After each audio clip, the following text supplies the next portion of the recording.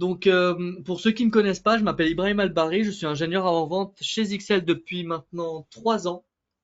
Et aujourd'hui, du coup, je vais vous faire ce webinar orienté UTM, dans lequel on va voilà aborder ça en plusieurs parties. Donc, on va commencer par une toute petite partie où on va parler de l'actualité des menaces. Il faut quand même se mettre à l'esprit de pourquoi est-ce qu'on fait de l'UTM au final, pourquoi est-ce qu'on fait de la cybersécurité. Ensuite, on va regarder brique par brique à quoi servent l'UTM.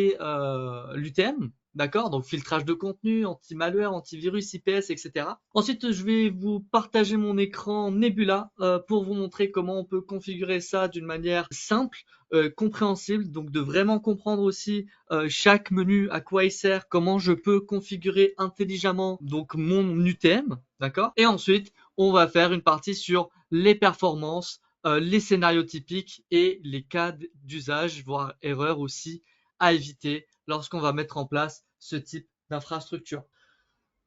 Donc on va commencer rapidement avec quelques chiffres, des chiffres d'agents que vous connaissez probablement. Donc ici on parle vraiment des chiffres qui proviennent de cybermalveillance et de l'ANSSI. Donc c'est des acteurs majeurs en cyber en France et c'est pas des acteurs qui veulent faire du marketing. Là c'est vraiment des vrais chiffres donc d'institutions voilà qui va collecter des données partout en France. Et là donc on va se baser sur les chiffres de ransomware. Donc le ransomware, c'est quoi? Alors en français, c'est le rançongiciel. C'est un logiciel malveillant en fait qui va prendre en otage vos données ou votre système informatique en le chiffrant, d'accord? Et puis ensuite, il va exiger une rançon en échange d'une clé de déchiffrement. Donc au final, juste avec la définition du ransomware, on peut comprendre que c'est une dimension économique. Un hacker va pas hacker quelque chose si ça va pas lui rapporter de l'argent. Il va juste perdre son temps, à part si c'est vraiment personnel et que vous n'êtes pas content avec un hacker. Mais voilà, c'est surtout une notion économique. Et c'est vrai qu'à travers le temps, au tout début, on se disait, est-ce que je vais me faire hacker? Ensuite, c'est passé à quand est-ce que je vais me faire hacker? Mais maintenant, et c'est là où je veux attirer votre attention, c'est qui est prioritaire à une attaque? C'est plutôt ça la question qui maintenant on se pose. Donc on va regarder ce tableau-là qui a été donné par l'ANSSI. On peut voir que ceux qui ont le plus de ransomware dans leur réseau, c'est surtout les TPE-PME à 34%, les collectivités territoriales locales à 24%, et on peut même prendre, alors il y a les entreprises stratégiques et les établissements de santé, mais là on va juste se focaliser sur votre cible client et notre cible client, qui sont les TPE-PME, collectivités territoriales et les établissements de santé. Donc si on combine ces trois-là, on est déjà à 70% des attaques de ransomware en 2023, ce qui est énorme. Et en soi, ces attaques-là, sont basées sur des entreprises qui, à 95%, ont moins de 10 postes. Ce qui est très logique, parce que souvent, quand on a moins de 10 postes, on se dit, oui, alors bon, bah, j'ai pas besoin de sécurité. Et du coup, justement, c'est pour ça que, vu qu'on a vu qu'il y avait une dimension économique derrière, bah, justement, quelqu'un qui n'est pas protégé sera beaucoup plus simple à hacker. Et en plus, ils sont en plus grande quantité, donc forcément, j'ai plus de chances, moi, en tant qu'hacker, d'avoir de l'argent. Cybermalveillance nous confirme que 15% des cyberattaques ont été réussies durant ces 12 derniers mois. À savoir que ces 15% sont ceux qui ont été déclarés. Donc, on peut dire que réalistiquement parlant, on est au-delà de 15%. On peut même dire qu'on est environ à 20%. Je ne vais pas aller plus loin que 20%, parce que voilà, on n'a pas forcément un chiffre concret qui le prouve. Mais en effet, on doit tourner autour des 20%. Pour vous expliquer ça, là, on est quasiment une centaine de personnes à regarder le webinar. Donc, 20 d'entre vous vont être hackés aujourd'hui. D'accord? Donc, c'est vraiment, vous allez être hackés. Donc, vraiment, pour vraiment grossir le trait, on a une bonne vingtaine de pourcents et c'est pas un petit chiffre. Pourquoi c'est pas un petit chiffre? C'est parce que derrière, l'impact est très important. On vous dit que le coût médian d'une cyberattaque est de 14 720 euros. Donc dites-vous que Là, en plus, c'est le coût direct d'une cyberattaque, donc ce que vous avez perdu directement, et je vous évoque même pas les pertes, pardon, qui y sont associées, comme par exemple la perte de clients, une mauvaise image, une perte de performance, etc., etc., qui sont aussi très très importants. Et ça peut coûter la vie d'un business. Donc, surtout d'un point de vue performance. Donc là, par exemple, on est à 35% des personnes qui ont été attaquées, soit un tiers, plus d'un tiers, ont une interruption totale d'activité. Imaginez-vous, même restaurateur, vous vous dites pas, vous n'avez pas besoin de sécurité, mais une journée sans TPE, bah, vous pouvez facturer que très peu de personnes. C'est une logique à avoir et qu'il faut aussi donner aux clients. Et en plus, je vous parle même pas des 37%. L'autre tiers perdent complètement leurs données. Donc là, il faut vraiment recommencer de zéro. Et le pire dans tout ça, c'est que 61% estiment ne pas avoir donc une sécurité suffisante. Et encore pire que ça, 70% d'entre eux n'ont même pas une procédure de défense en cas de cyberattaque. Donc c'est-à-dire que si je me fais attaquer, si mes VLAN n'ont pas suffi pour me défendre, pour protéger mes serveurs, etc., qu'est-ce que je ferais en termes de procédure pour récupérer mes données? D'accord? Donc cette logique-là n'est pas instaurée et la sécurité, c'est pas juste la cybersécurité. Là, aujourd'hui, ce qu'on va voir, c'est vraiment la partie UTM. Mais c'est pas que la partie UTM et c'est ce qu'on va voir justement ensemble, que ça va au-delà de la partie UTM parce qu'un hacker, tout simplement, son but, alors déjà de 1, c'est plus qu'un seul hacker, maintenant c'est devenu des groupes et en plus c'est des groupes de machines qui vont hacker. Donc ce qu'elles vont faire, c'est qu'elles vont toucher et vont essayer de toucher à peu près tout le monde. C'est plusieurs technologies qu'on va combiner ensemble pour protéger au mieux nos infrastructures. Donc comme ce que je viens de vous dire, on va faire un scan de vulnérabilité en tant qu'hacker. Voilà, le but, c'est vraiment de toucher un maximum de personnes.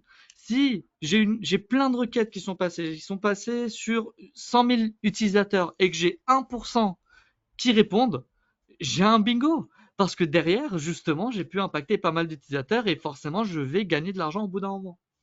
Donc, je fais un petit scan de vulnérabilité, d'accord? Donc ça, c'est une possibilité. Un autre point d'entrée qui est très commun, c'est le comportement d'un utilisateur. Et je sépare bien comportement utilisateur avec le phishing. Parce qu'en fait, comportement utilisateur, c'est je vais sur un site web, je télécharge Adobe et en fait, c'est un malware. D'accord? Alors que là, le phishing, c'est un peu différent. C'est je reçois un SMS qui me dit de payer mes impôts, par exemple, et je clique sur le lien. D'accord? Donc, c'est deux choses qui sont différentes et qu'il faut bien les différencier.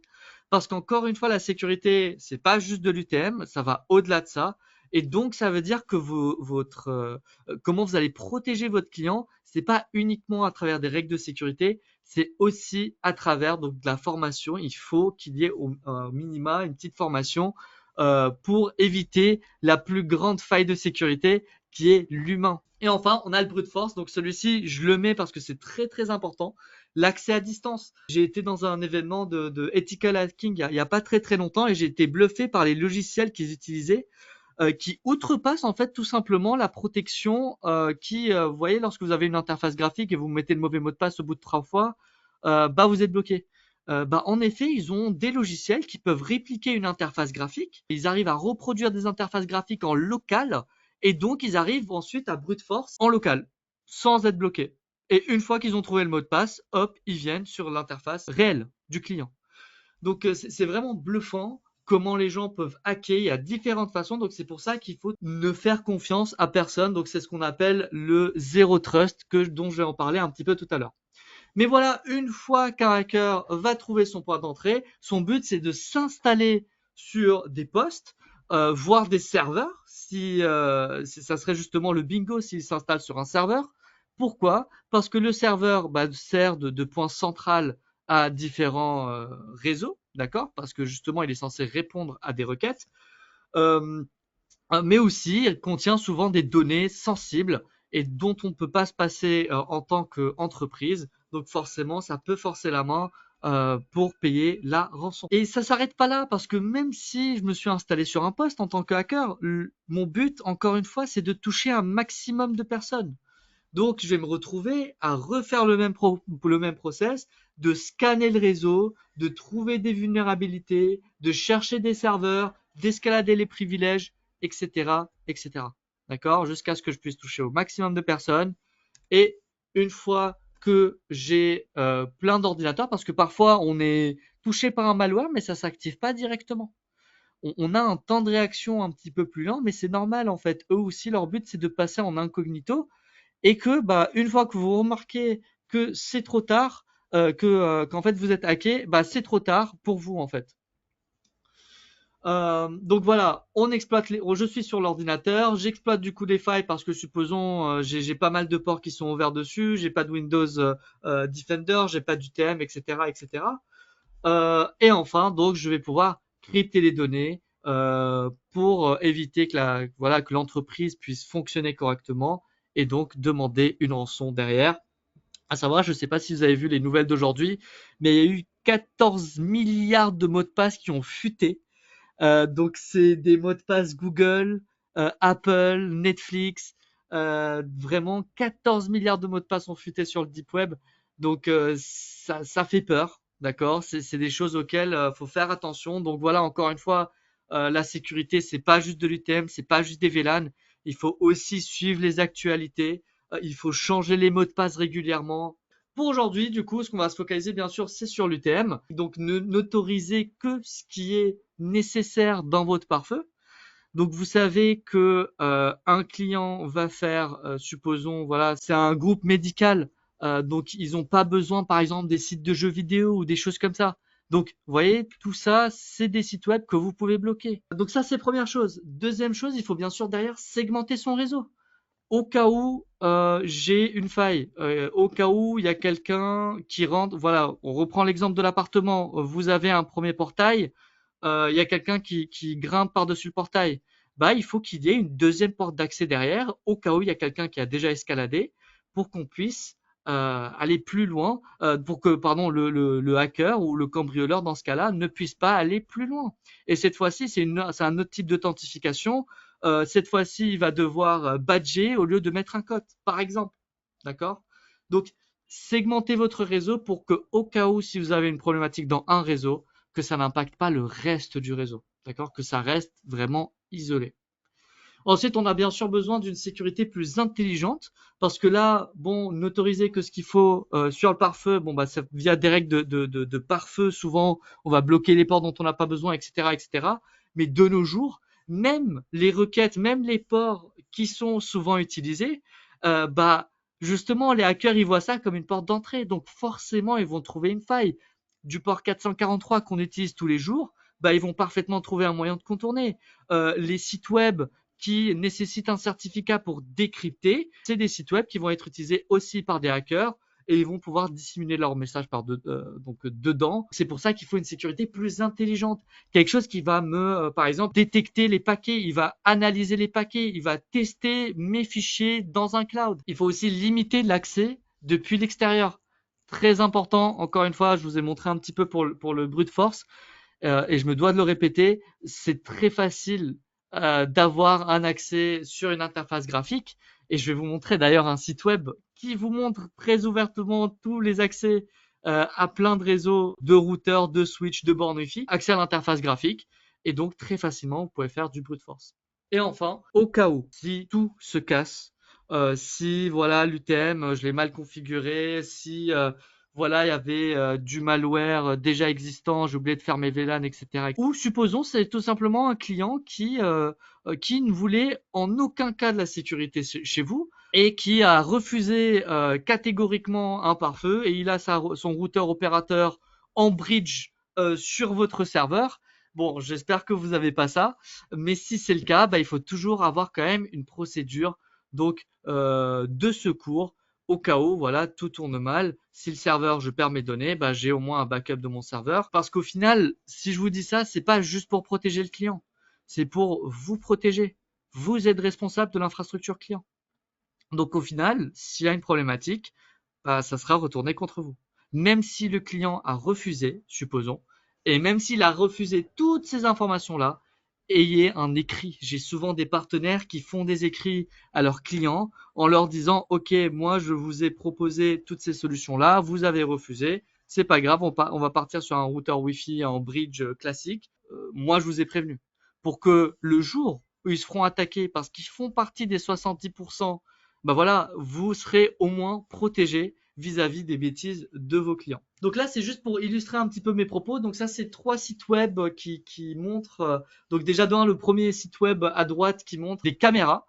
Donc pour vous montrer déjà vous connaissez sûrement ce type de site web, mais c'est des caméras qui communiquent sur le web sur une simple règle de NAT en any allow. Donc c'est vraiment quelque chose qu'on peut accéder depuis l'extérieur. C'est des sites web publics dans lesquels voilà on peut carrément cliquer sur la caméra, voir la localisation exacte. J'ai pu voir plein de types d'infrastructures, donc que ce soit des maisons, des appartements, même des aéroports. Donc parfois, voilà, vous n'êtes peut-être pas prestataire de tout, mais vous êtes prestataire de sécurité. Donc derrière, s'il y a quelqu'un qui va installer des caméras et qui vous dit de faire une ouverture de NAT sur ces ports de caméra qui sont d'ailleurs des ports très connus, hein, donc c'est pour ça que des attaquants peuvent se placer dessus. Bah en effet, on va se retrouver sur ce type de site web et au final, ce qu'on considère comme une sécurité devient plus une faille plus qu'autre chose. Mieux vaut tout bloquer et ne rien ouvrir que d'ouvrir pour les caméras, par exemple. Là, ça devient vraiment une très très grosse faille de sécurité et ça fait même peur. Imaginez, vous trouvez quand même votre maison dans ce type de site web. Un cambrioleur va chercher, en plus sur ce type de site web, on peut chercher en fonction de la région. Donc je peux chercher pour des caméras qui sont à côté de chez moi. Et si je suis mal intentionné, je pourrais aller cambrioler. Ensuite, on a un deuxième site à gauche. Donc là, c'est un site qui va me permettre de retrouver des interfaces graphiques d'équipements réseau à travers le monde. Donc là, j'ai cherché pour des GS 2210 et puis très facilement en tapant l'IP public plus le port. Donc vous voyez là, même en changeant de port, c'est insuffisant. Peut-être qu'à une époque, changer de port, c'était suffisant, mais maintenant, de nos jours, euh, encore une fois, on fait des attaques en broadcast sur tout un tas de types de ports. Donc, c'est qu'une question de temps qu'on retrouve votre port du moment qu'on a votre IP public. Et même l'IP public, c'est encore plus simple parce qu'on a une liste complète d'IP publics. On diffuse sur toutes ces IP publiques et puis on teste aussi sur plein de ports. D'accord? Donc là, en effet, sur ce type de site web, et d'ailleurs, vous le trouverez dans la présentation si vous avez envie peut-être de trouver certaines interfaces graphiques de vos clients pour leur prouver que ça fait peur et qu'ils doivent se protéger. Et si en plus de ça, vous n'avez pas modifié le mot de passe, j'ai déjà réussi à intégrer un switch avec un mot de passe 1, 2, 3, 4. Donc pour vous dire que c'est vraiment, vraiment une grande faille de sécurité si vous donnez accès à tout le monde sur votre interface graphique. Et enfin, juste une dernière chose. Donc là, c'est juste une petite illustration donc de votre pare-feu XL dont vous avez l'habitude de manager. Donc au niveau du monitor, c'est pour ça que vous avez autant d'access block. C'est parce que en effet, vous avez cette notion de broadcast sur plein de ports qui vont donc essayer de vous attaquer, essayer de trouver une vulnérabilité. Et une fois qu'ils ont trouvé une vulnérabilité, se propager, trouver d'autres vulnérabilités et enfin vous cryptoloquer.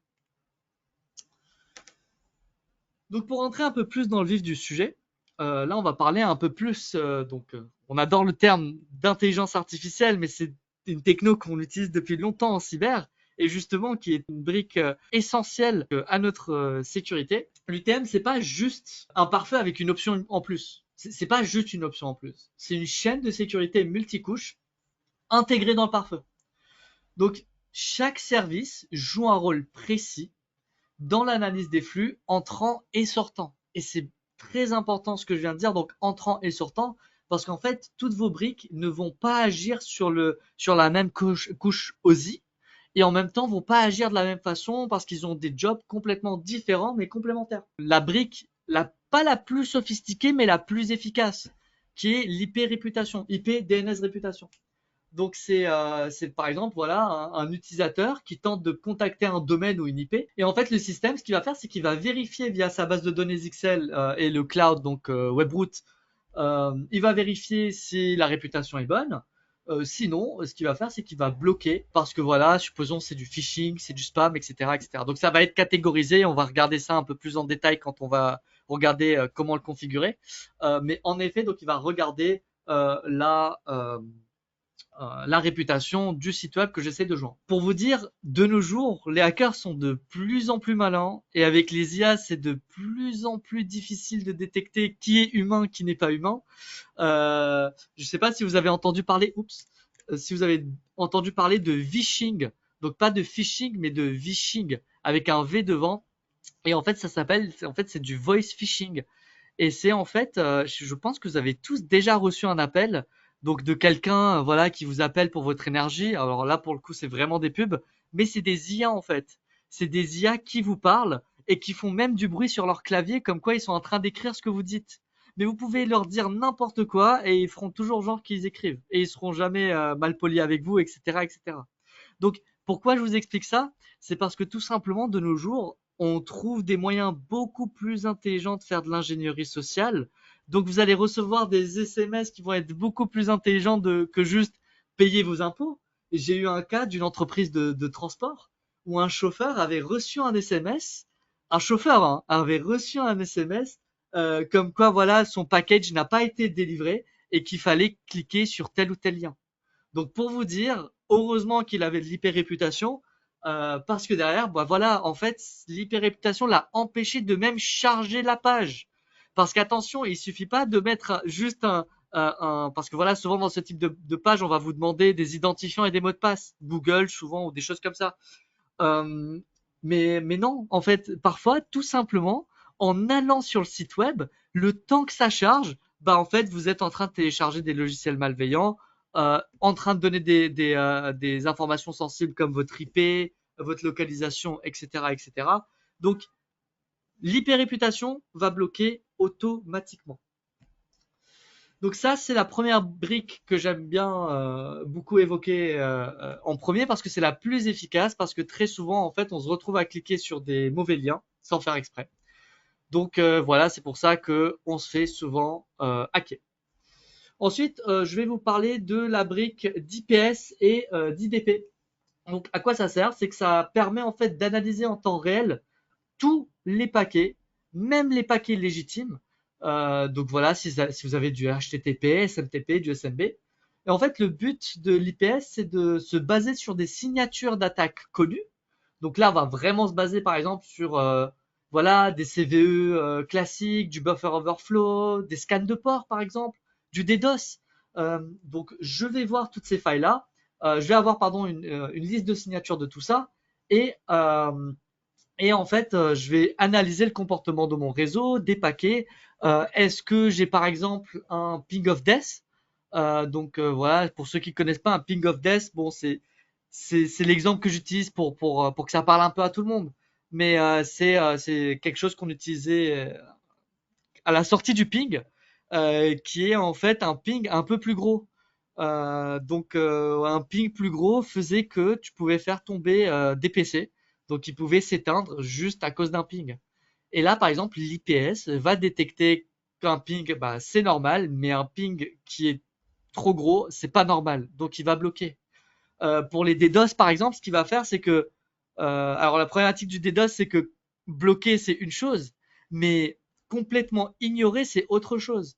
Donc l'IPS, en fait, votre pare-feu, ce qu'il va faire, c'est que il va voir que, par exemple, il y a quelqu'un qui essaie de faire plein de requêtes sur un port qui est déjà bloqué. Donc ce qu'il va faire, c'est qu'il va envoyer des logs de blocage en boucle, mais aussi il va répondre aux attaquants, ce qu'on appelle des zombies, il va leur répondre comme quoi, voilà, il les a bloqués. Sauf qu'à force de répondre, ça va submerger en fait tout simplement notre pare-feu XL et donc ça va pas nous aider. C'est là où l'IPS va être plus intéressant parce que là en fait l'IPS va détecter que c'est du DDoS et ce qu'il va faire c'est qu'il va tout simplement arrêter de répondre pour économiser les ressources du pare-feu. Donc par arrêter de répondre, ça veut pas dire qu'il va arrêter de bloquer. Il va bloquer mais sans donner une réponse aux zombies qui attaquent et qui envoient plein de requêtes. Et justement, toutes ces requêtes-là ont pour but de nous faire planter le pare-feu. Après l'IPS, on va parler de filtrage de contenu, donc web et DNS. Donc ici, on va se baser sur des bases de données de Trellix. Le filtrage de contenu, à quoi il sert? Donc ce qu'il va faire, c'est qu'il va intercepter les requêtes HTTP, HTTPS. HTTPS, si j'ai un certificat, on va en parler un petit peu plus tard. Mais dans le cas échéant, si j'arrive pas à gérer l'HTTPS, j'ai aussi le DNS Content Filter. Donc ils font partie en quelque sorte de la même brique web filtering pour nous. Mais sachez qu'ils sont bien complémentaires parce que certains sites web ne vont pas être, on va pas pouvoir les décrypter parce que supposons c'est du SSL v3. Donc voilà, j'ai pas forcément installé des certificats partout, etc., etc. Donc c'est là où il y a le DNS qui est très très efficace. Donc ce qu'il va faire, c'est qu'ils vont comparer les URL par rapport à des bases de données donc de Trellix dans notre cas, et on va pouvoir bloquer certains sites web, pas forcément qui ont une mauvaise réputation comme le webroot, mais vraiment des sites web auxquels j'ai pas forcément besoin donc d'utiliser. Dans notre cas, vraiment on va parler supposons voilà je suis dans une entreprise où j'ai des salariés. On a tous déjà eu l'expérience, en tout cas j'espère pas tous, mais en tout cas j'ai déjà eu l'expérience avant de m'attaquer dans la cybersécurité d'installer des logiciels comme Adobe. J'en ai besoin, donc je vais sur un site web quelconque, télécharger Adobe et je télécharge Adobe. Mais bizarrement, bah derrière, il y avait un malware, il y avait un CryptoLocker. En effet, même parfois pour télécharger des choses, on peut se dire bon bah voilà, ça peut ne pas poser problème.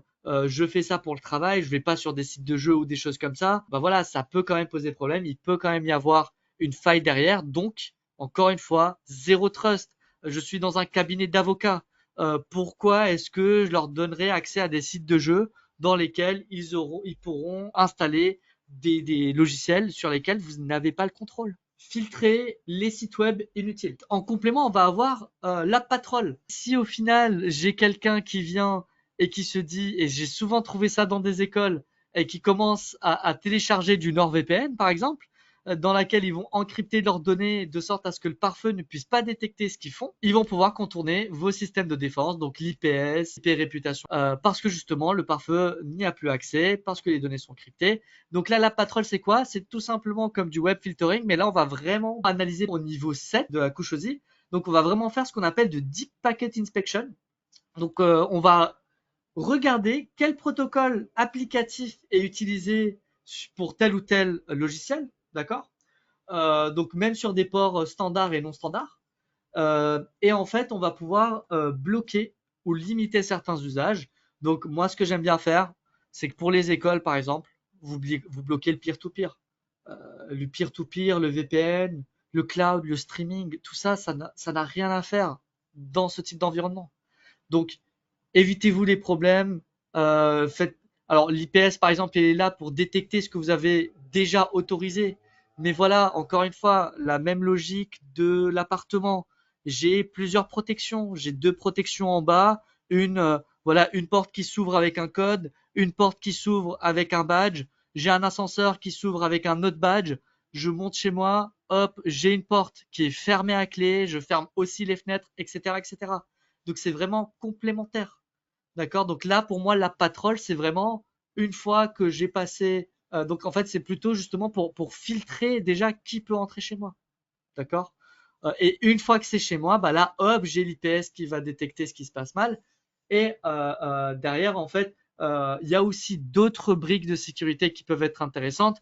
Donc là, le GeoEnforcer, je vais en parler un petit peu plus tard, mais bon, là, ça fait pas partie de l'UTM, mais on le met quand même parce que c'est une brique qui est importante de sécurité. Donc c'est une brique qui vous permet au moins de limiter certains accès à des pays. Donc c'est pas le plus sécurisé, c'est pour ça que j'en parle pas dès le début. Mais déjà, si vous faites du VPN et que vous n'avez pas de restriction d'IP, parce que oui, je comprends que voilà, le client qui essaie de se connecter, ça ne sera pas toujours la même IP publique et vous pouvez pas tout le temps retenir les IP publiques, ce que je comprends. Bah au moins limiter par pays. Là, le GeoEnforcer, vous l'avez en plus gratuitement. voilà, si vous n'avez pas de limitation IP, limitée au niveau donc des pays. Ensuite, on va trouver donc deux briques de sécurité qui vont être complémentaires et qui sont très utiles si je suis dans un cas où je peux installer donc des certificats partout sur tous les postes. Donc pourquoi j'installe des certificats? Alors déjà, avant de vous expliquer ça, je vais juste vous expliquer à quoi ils servent. Donc déjà, l'anti-malware, ce qu'il va faire, c'est qu'il va détecter plusieurs types de fichiers. Il va les décortiquer, donc il va les décrypter plutôt, les décrypter, regarder ce qu'il y a à l'intérieur, les réencrypter avec son propre certificat et ensuite l'envoyer au client final. Donc, c'est important la notion de réencrypter avec son propre certificat parce qu'en fait, dès qu'on réencrypte avec son propre certificat, bah, vous allez avoir des messages d'erreur au niveau de votre ordinateur parce qu'il va recevoir un fichier d'un certificat qui n'est pas forcément connu mondialement ou qu'il ne connaît pas lui-même sur son poste, d'accord? Et donc, il va vous sortir un message de sécurité. Ça va sûrement être bloqué aussi par votre Windows Server, etc., etc. Donc, c'est pour ça que cette brique-là, elle est très utile, mais il faut vraiment avoir une politique de sécurité où on vous autorise à installer vos certificats sur tous les postes et qu'on est dans un environnement où on n'a pas de bring your own device, donc de BYOD. Euh, Comme ça, vous avez vraiment un contrôle total sur l'infrastructure. Et c'est souvent le cas en fait pour des grandes infrastructures dans lesquelles voilà il y a des PC fixes qui ne vont pas sortir de chez eux, qui a une sécurité aussi anti-malware sur les PC.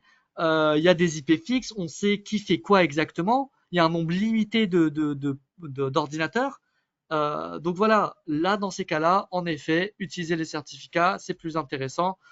Et c'est le cas en réalité de tous les constructeurs pour ce type de feature. Ou quasiment tous en tout cas. Ensuite, on va avoir donc le sandboxing. Donc, le sandboxing va aller même plus loin que l'anti-malware. Donc, ce qu'il va faire, c'est qu'il va tout simplement prendre ce fichier que vous venez de télécharger et il va l'exécuter dans un Cloud XL. Et ce qu'il va faire en l'exécutant, c'est qu'il va vérifier si, par exemple, il ne va pas commencer à changer des données dans le système 32. D'accord? Bon, vous n'avez pas besoin de moi pour vous le dire. Ne touchez jamais au système 32. Et si vous avez un logiciel qui commence à vous dire qu'il faut le modifier, c'est que c'est probablement un logiciel malveillant. En tout cas, très souvent, c'est le cas. Donc là, voilà, on a fait quand même un petit tour de table sur les différentes briques de sécurité UTM que vous avez. Et donc maintenant, le but, c'est vraiment de vous montrer comment elles se configurent, quels sont les points sur lesquels je dois me focaliser pour ne pas voilà, faire des mauvaises pratiques. Oula, pardon. Donc voilà, toutes les bonnes pratiques, les erreurs à éviter. Donc on va regarder tout ça maintenant et enfin on va terminer par quelques cas concrets d'usage qu'on a pu rencontrer chez XL. Il y en a sûrement d'autres que vous en avez aussi rencontrés. Mais voilà, le but aussi, c'est d'être assez efficace pour ne pas dépasser l'heure. Donc là, on va aller directement sur la plateforme Nebula. Pour ceux qui ne connaissent pas, c'est juste un moyen, c'est une plateforme cloud qui vous permet de manager vos produits donc à distance, sans coût supplémentaire et qui vous permet aussi donc de configurer vos services UTM, donc comme ici, et de même aller un peu plus loin. Donc là, je vais vous montrer un peu comment configurer, mais sachez que peut-être que votre première installation, ça prendra peut-être un petit peu de temps, mais sachez qu'avec le Cloud Nebula, vous avez aussi la possibilité de créer des templates. C'est-à-dire que voilà, si vous avez une infrastructure qui a pris un petit peu de temps à sécuriser parce que voilà, il y avait des règles un petit peu difficiles à mettre en place, parce que je vais vous montrer que dans les bonnes pratiques, il suffit pas juste de bloquer.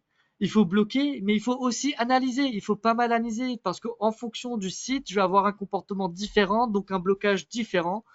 Donc c'est pour ça qu'on a des notions de profil sur nos différentes briques de sécurité, mais aussi donc sur le Nebula, vous avez la possibilité de créer des templates pour gagner du temps. Hop, vous avez créé une grande infrastructure, vous en créez une template, vous pouvez l'appliquer sur autant de clients que vous voulez. D'accord? Donc on va commencer par le content filter. Donc là, c'est le filtrage IP et DNS. Donc là, comme vous pouvez le voir, on a l'option donc de l'activer et de le désactiver. On a l'option ensuite derrière de bloquer ou de ne pas bloquer. je me suis longtemps posé la question de pourquoi est-ce que je peux bloquer ou ne pas bloquer. Enfin, voilà, j'ai un filtrage de contenu, j'ai besoin de bloquer. Je vois pas dans quel scénario est-ce que je bloquerai pas. Mais en fait, en effet, j'ai pu voir avec certains confrères, certains aussi clients, qui utilisaient ça justement à but de faire du monitoring. Et le monitoring, c'est vraiment un point clé parce que derrière, en fait, euh, je ne sais pas si vous savez, mais depuis Nebula, vous avez la possibilité de faire 30 jours d'essai. Donc pour le Gold Security Pack, donc le Gold Security Pack, c'est la licence nécessaire pour avoir la base de données de toutes les briques de sécurité que vous avez devant vous. Donc sur le Nebula, on a 30 jours d'essai pour ce pack-là, pour une nouvelle organisation, donc un nouveau client.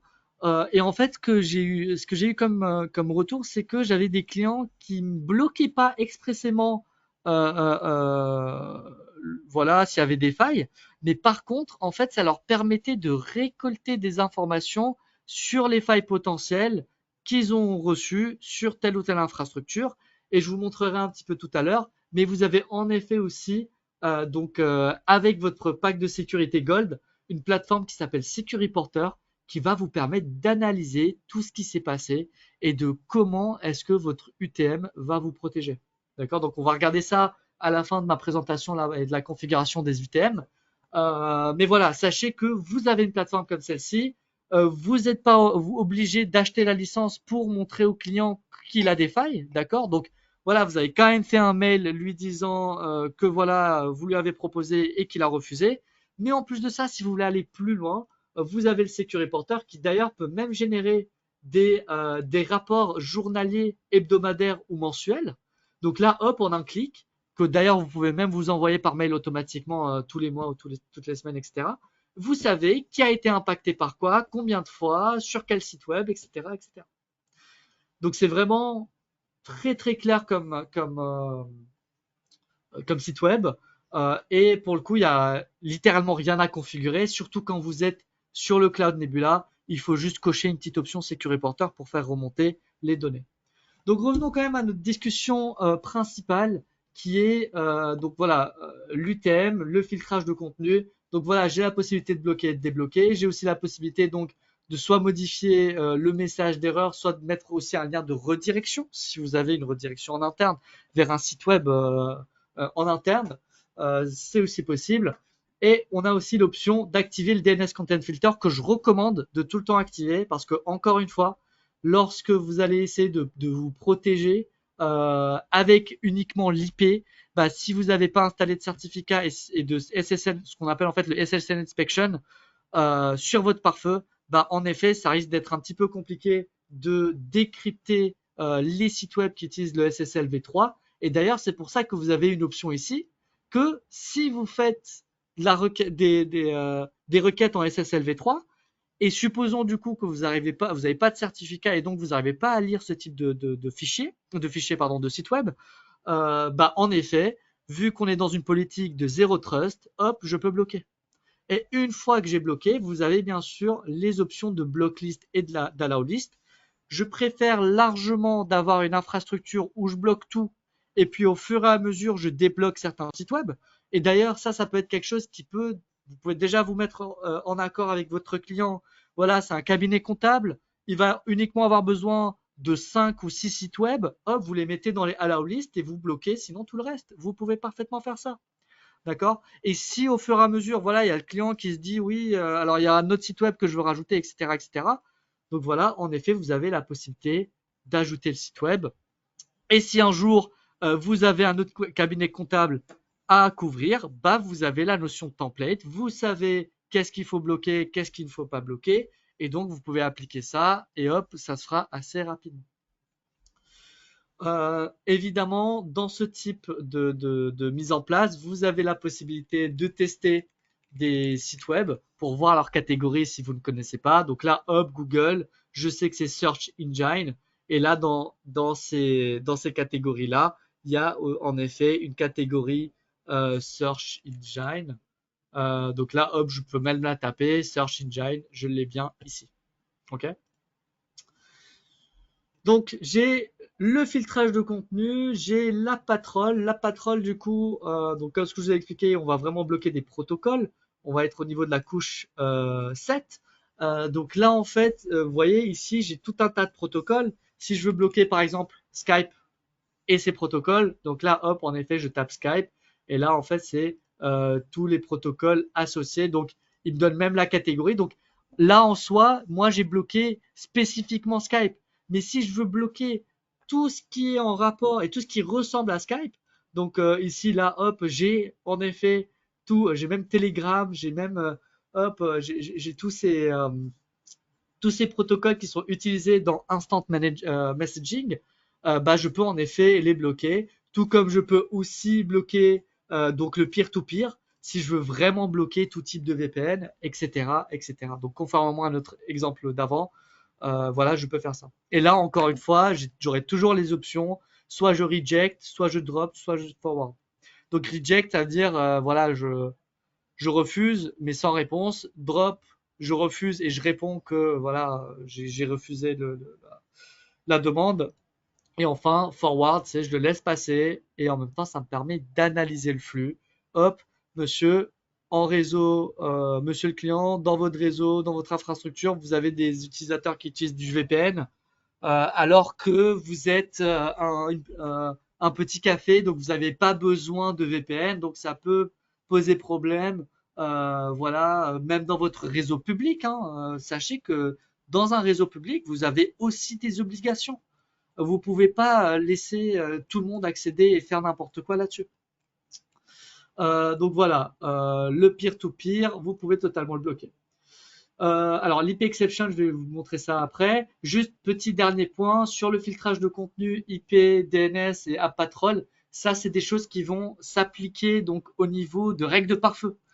Donc c'est important de le souligner parce que pas tout le monde en fait va faire face aux mêmes règles de sécurité. Si vous êtes dans une école, bah forcément les étudiants et les professeurs n'ont pas besoin des mêmes règles de sécurité. Donc certes, il faut protéger les deux, mais au moins par exemple YouTube ne doit pas être bloqué par les professeurs. Vous voyez ce que je veux dire? Donc voilà, séparez-les bien. Il suffit pas juste de cocher l'option et c'est fini.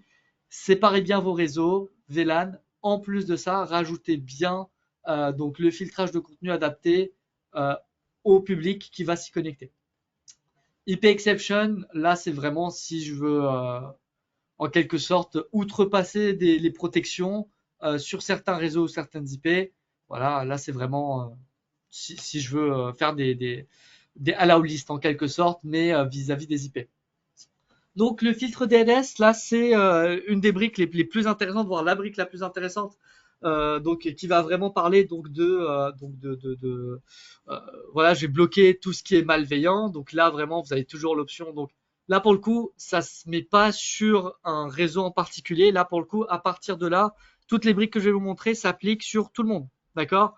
Donc là, hop, j'active le DNS Content Filter. Moi, ce que je fais personnellement, c'est que déjà de 1, je log toutes mes règles, peu importe ce que c'est, je les log. Encore une fois, plus vous analysez, plus vous saurez ce qui se passe dans le réseau et mieux vous pourrez protéger. D'accord? Loguez toutes vos règles et moi personnellement, j'active toutes les options pour protéger. Le but étant de ne pas avoir de faille. Hein. Je vois pas dans quel scénario est-ce qu'on va autoriser le phishing, mais pas le reste. Donc voilà, gardez-les actifs. Euh, donc, en complément du DNS, on va avoir bien sûr du threat filter. Donc là, ça va être, encore une fois, on a de l'IP et du DNS donc dans les deux cas. Donc là, c'est littéralement la même brique. Donc voilà, ils vont quand même détecter des choses légèrement différentes, mais pas de la même façon. C'est surtout ça le mot le plus important, pas de la même façon. Euh, et donc voilà, c'est pour ça qu'ils sont complémentaires.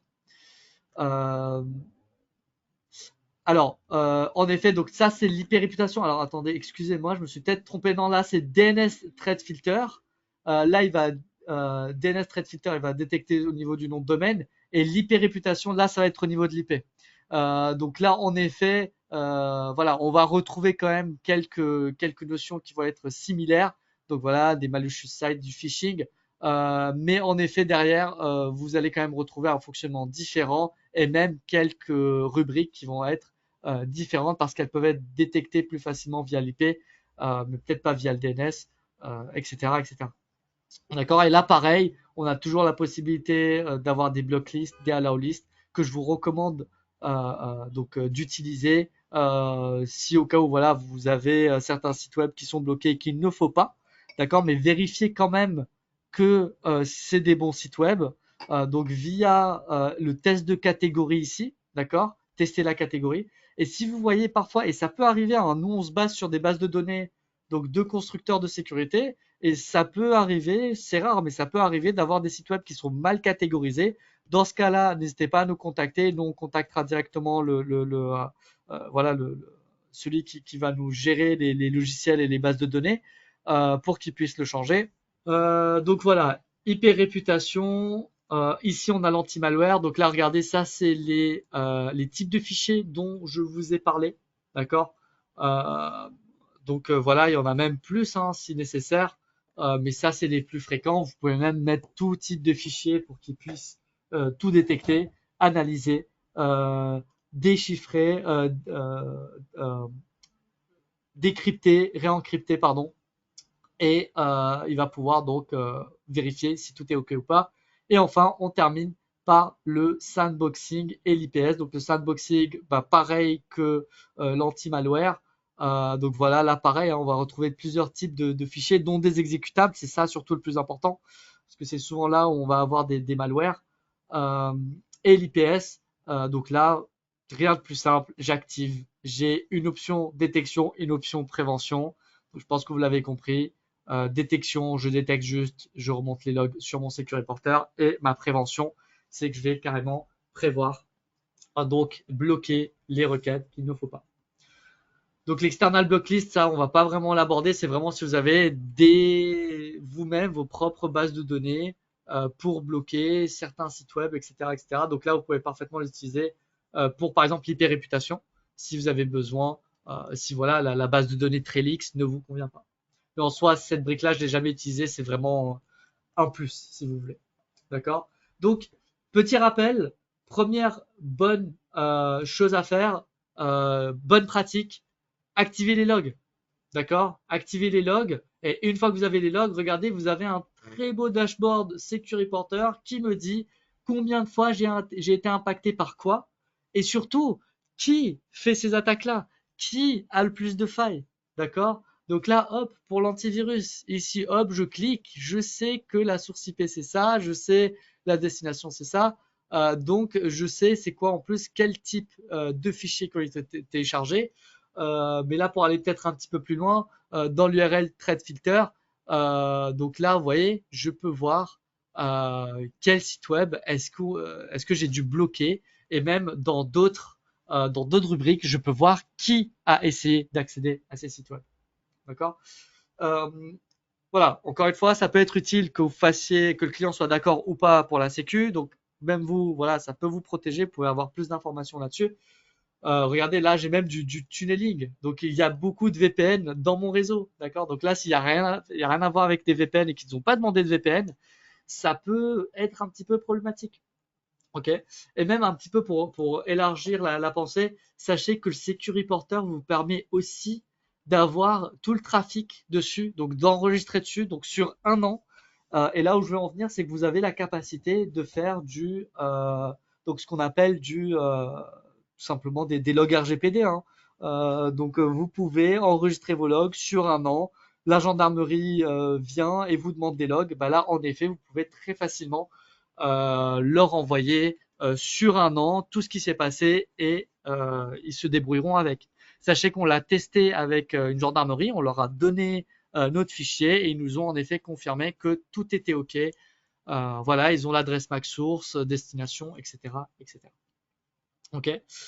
Donc, en bonne pratique, je vais juste vérifier que je vous ai tout dit. Alors, juste petit dernier rappel, je préfère toujours rappeler une des erreurs fréquentes que j'ai, c'est qu'on fait un filtrage et qu'on met partout le même filtrage. Non, sectionnez bien vos réseaux, déjà de 1, c'est très important. Et une fois que vous avez sectionné vos réseaux, bah, chacun aura son propre type de filtrage. D'accord? Très important. Vérifiez bien que vos bases de données sont toujours à jour et vérifiez enfin sur Security Reporter que rien ne vous échappe. donc en matière de cybersécurité. D'accord? Donc voilà, au final, pour résumer un peu tout ça, il faut quand même allouer le bon budget. Je vais pas me retrouver à protéger une infrastructure qui a juste un serveur et des données à 5 000 € avec un pare-feu à 10 000 €. Ça n'a aucun sens. Et d'ailleurs, c'est pareil pour un hacker, hein. Sa logique va être exactement pareille. Il va pas attaquer quelque chose qui va lui coûter 15 000 € alors que il va en tirer peut-être 5 000 €. À part si vraiment c'est personnel et coûte que coûte, il va essayer de vous hacker. Euh, mais voilà, allouer le bon budget. Euh, Ensuite, le zéro trust, n'autorisez que ce qu'il faut. Encore une fois, vous avez plein de briques de sécurité à différents niveaux, donc vous pouvez en effet bloquer les choses qu'il faut bloquer. Et derrière, en effet, peut-être qu'au début, ça va vous demander un petit peu de temps, mais grâce au template de ZXL, vous pouvez gagner beaucoup de temps sur le long terme. L'accès distant, pareil, VPN, c'est la bonne solution. Mais par contre, attention, un VPN, ça va juste encrypter vos données pour que vous puissiez passer à travers un tunnel et accéder, accéder en local. Ça va en aucun cas enlever les malwares. Donc, s'il y a un malware sur un ordinateur et qui se connecte en VPN, ça risque aussi, c'est possible que ça propage le malware en local. Et enfin, il faut bien aussi tenir compte des menaces en interne. Il faut être plus intelligent que juste des règles de pare-feu et du VLAN. Il faut avoir quelque chose de plus intelligent, quelque chose qui va m'analyser mes paquets, qui va exécuter mes fichiers, qui va interdire les clients de cliquer sur les sites web qui pour nous sont classiques. Hein. On va jamais cliquer sur voilà, un lien de quelqu'un qui me dit de payer mes impôts. Euh, mais voilà, c'est pas évident pour tout le monde. C'est pas évident pour tout le monde. Donc, c'est pour ça aussi, cette notion d'allouer le bon budget, c'est très important parce que, en fait, même pour notre plus petit USG Flex H, on sait faire aussi de l'UTM. Donc, c'était pas le cas pendant une longue période, mais maintenant, même notre plus petit produit sait le faire pour la simple et bonne raison que les statistiques montrent que justement, c'est des petites structures à moins de 10 utilisateurs nécessitent de l'UTM. Et là, pareil, c'est l'USG Flex H50 qu'on recommande pour une quinzaine d'utilisateurs environ. Euh, Bah voilà, il sait gérer l'UTM, donc Security Porter également. Euh, Comme ça, vous avez le package all-in-one. D'accord? Mais aussi, une autre chose qu'il faut quand même comptabiliser, c'est que pour ce type de pare-feu, et surtout d'un point de vue UTM, alors je vais pas parler des specs des pare-feux, ça sera sur une autre, pour un autre webinar, mais sachez juste d'un point de vue UTM, on va juste regarder ce chiffre-là. Historiquement, ce qu'on fait, c'est qu'on divise par 3 le débit du firewall classique lorsqu'on fait de l'UTM. Pour la simple et bonne raison que ça demande des ressources. Toute cette analyse ne se fait pas toute seule. Si je dois vraiment faire tous les paquets un par un avec l'IPS, bah forcément, ça va me demander beaucoup de ressources. Et c'est souvent ça, en fait, qui va me prendre le plus de ressources, à savoir que dans la datasheet, si vous voulez plus de détails, vous avez vraiment tous les détails pardon, de quelle brique consomme combien. D'accord? Donc, si ça vous intéresse, vous pouvez regarder dedans. Moi, le plus parlant, c'est l'IPS. Donc voilà, en soi, sachez que par rapport aux USG Flex classiques et aux ATP, là, on va vraiment tripler le débit, même pour les plus petites, même pour les plus petits pare-feu. Donc là, par exemple, voilà, pour le Flex 50H, on est à 600 mégas avec de l'IPS, ce qui est énorme. Ce qui est énorme par rapport à ce qui est mis historiquement et par rapport à tout simplement ce type d'infrastructure qui normalement voilà, ne nécessite même pas de 600 mégas. Hein. Donc là, en soi, dites-vous que vraiment, les UG FlexH vont avoir plus de capacité sur le filtrage. Donc n'hésitez pas à voilà, quand même partir sur cette gamme de produits-là. Si voilà, vous voulez filtrer vos clients, vous voulez les protéger sans qu'il y ait de pertes conséquentes. Parce que j'ai déjà eu des cas clients où voilà, on partait sur d'anciens modèles de produits et ils n'étaient pas au courant que ça demandait des ressources. Donc là, au moins, ça peut passer d'une manière plus transparente, notamment par exemple pour le Flex 100H, voilà, qui par exemple a que des ports 1 giga. Donc là, si après IPS, je suis quand même à 1 giga, c'est que vraiment j'ai un fond de panier qui est assez capable. Donc voilà, même si je divise par 3 en quelque sorte, euh, euh, mon débit, bah, dans tous les cas, j'ai un port 1 giga. Hein. Donc, dans tous les cas, j'allais jamais au-delà de 1 giga. Mais juste d'un point de vue perf, je peux aller jusqu'à 1 giga malgré mon IPS. D'accord? Donc là, on va terminer par les quelques façons de faire en fait, quelques exemples pardon de scénarios. Donc on va en prendre trois assez classiques. Donc que ce soit un hôpital ou une clinique. Voilà, là c'est un hôpital ou une clinique qui ont un Wi-Fi pour les patients, des PC, donc un pour les PC d'administration et pour les machines biomédicales sur IP. Donc j'ai mon Security Reporter, j'ai remarqué qu'il y avait pas mal de P2P et des tentatives de phishing par mail, d'accord, parce que ça aussi je peux le détecter. Donc le déploiement ITM derrière, c'est quoi? C'est AppPatrol. Je bloque tout ce qui est VPN, j'en ai pas besoin. Mais pour le coup, là, je précise bien sur le réseau invité, parce que le réseau invité n'a rien à faire avec le VPN.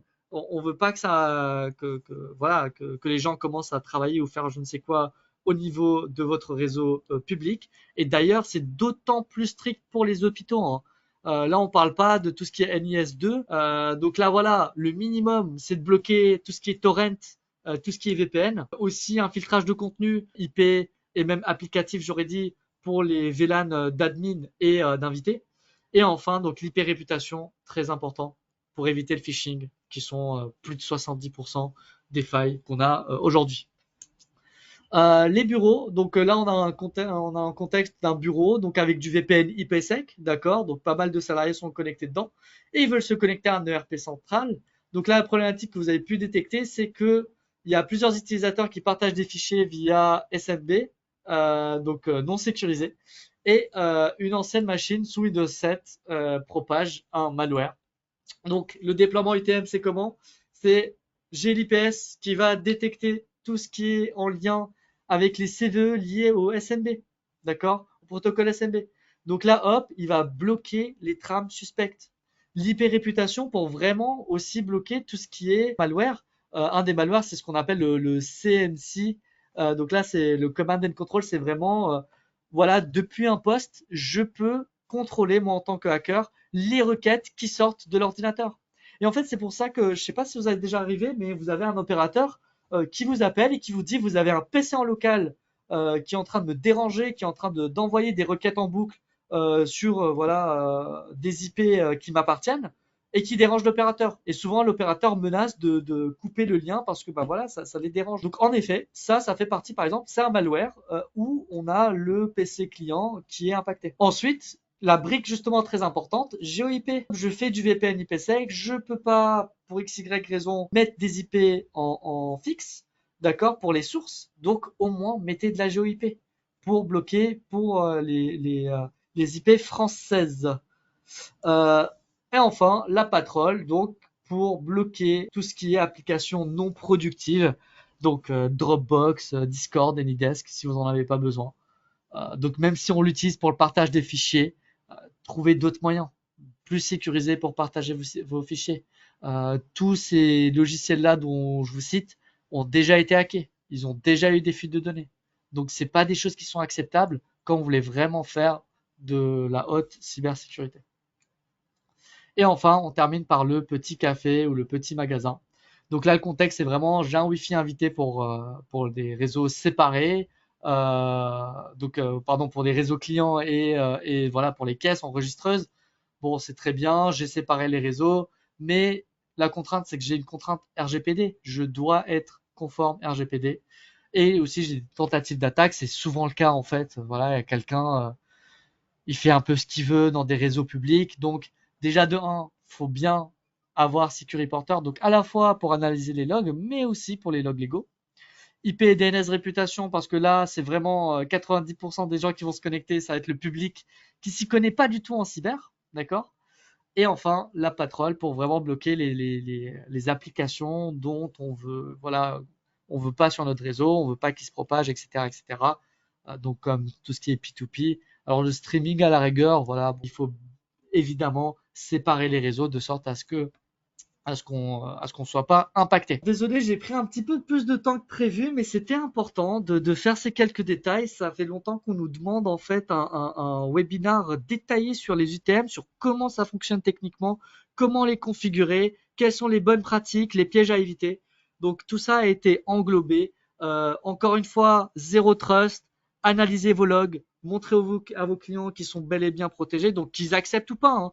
Dans les deux cas, vous avez la possibilité de générer des rapports automatiquement. Le tout est inclus dans un pack de sécurité qui s'appelle le Gold Security Pack. Sachez que voilà, chez XL, on priorise toujours la proximité, d'accord? Surtout quand c'est en lien avec la cybersécurité, c'est quelque chose qu'on pousse de plus en plus et même dans certains cas, on est précurseur. Notre but, c'est vraiment aussi d'aider les petites moyennes entreprises. Si vous avez des questions, n'hésitez pas à revenir vers nous. Et sur ce, je vous souhaite une excellente journée